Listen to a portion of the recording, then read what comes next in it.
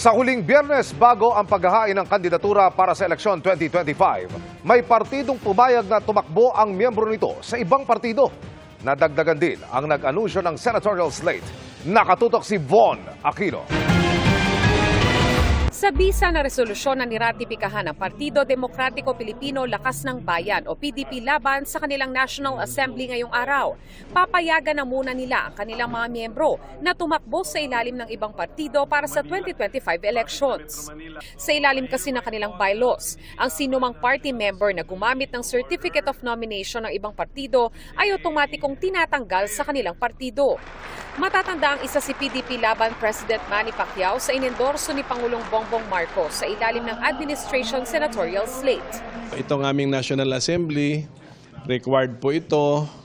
And then lalo na election time, kailangan may adjustments kaming gagawin. Kasi most likely yung aming Certificate of Nomination ay hindi yun ang i-honor ng COMELEC dahil kumampi ang COMELEC sa isang faction.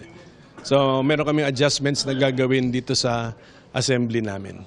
Matatandaan noong nakaraang eleksyon, idiniklara ng Commission on Elections ang paksyon na pinangungunahan ni dating Pangulong Rodrigo Duterte bilang lehitimong PDP laban.